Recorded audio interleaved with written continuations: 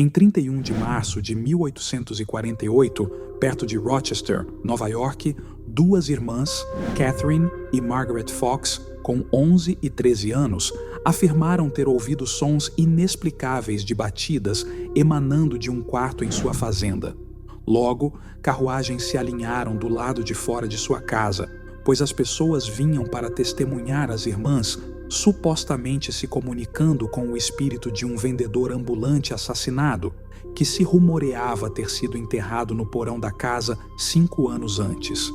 As habilidades de Catherine e Margaret logo se tornaram amplamente conhecidas, e elas embarcaram em uma carreira lucrativa como médiums, realizando sessões espíritas em salões privados nos Estados Unidos e na Inglaterra.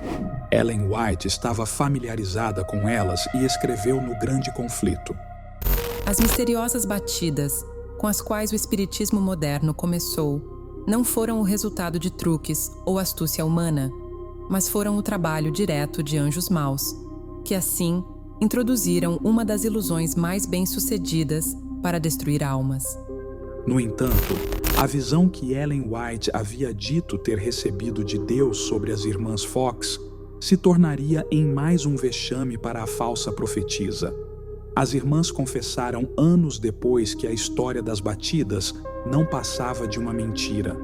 Margarete, uma das irmãs, confessou dizendo: Minha irmã Kate foi a primeira a descobrir que ao balançar os dedos podia produzir um certo ruído com os nós dos dedos e as articulações, e que o mesmo efeito podia ser feito com os dedos dos pés. Descobrindo que podíamos fazer batidas com os pés, primeiro com um pé e depois com ambos. Praticamos até conseguir fazer isso facilmente quando o quarto estava escuro. Ninguém suspeitava de nós de qualquer truque, porque éramos crianças tão jovens. Todos os vizinhos achavam que havia algo e queriam descobrir o que era.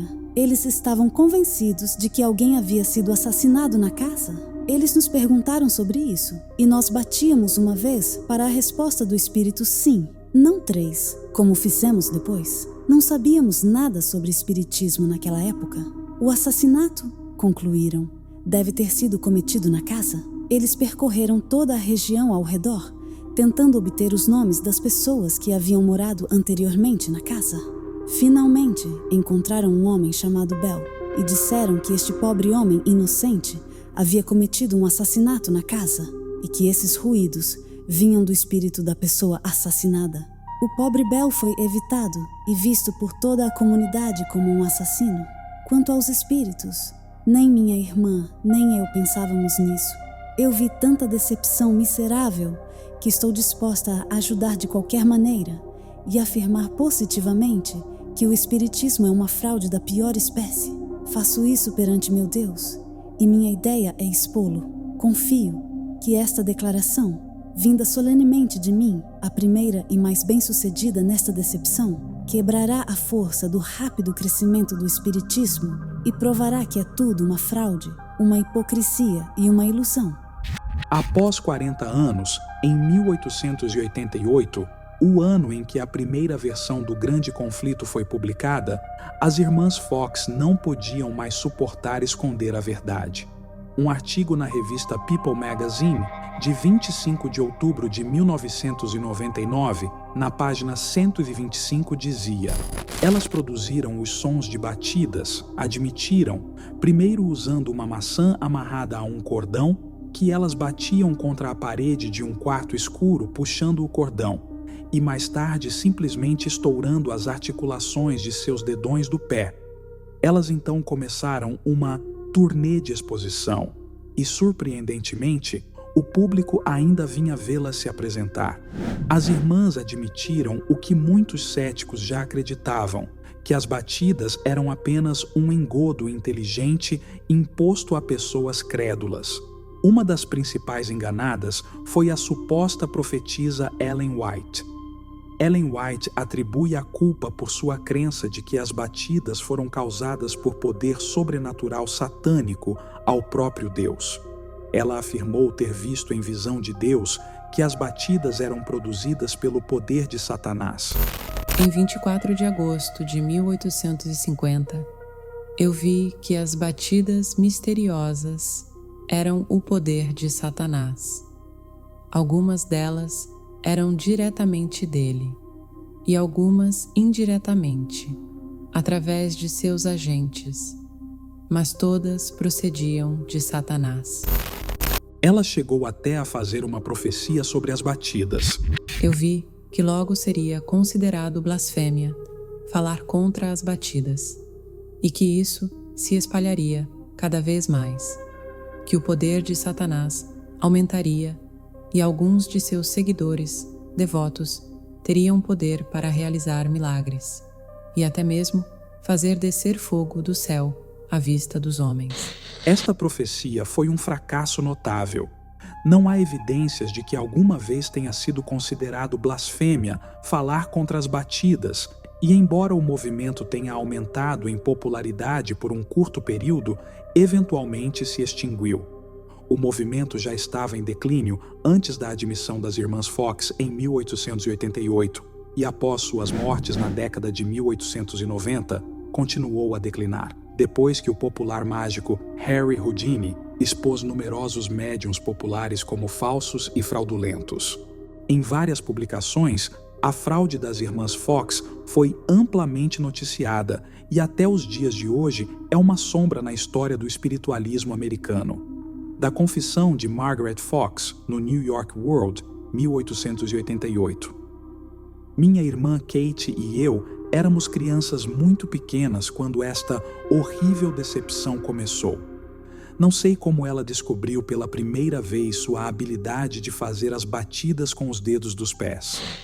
De A Death Blow to Spiritualism, de Reuben Briggs Davenport, 1888.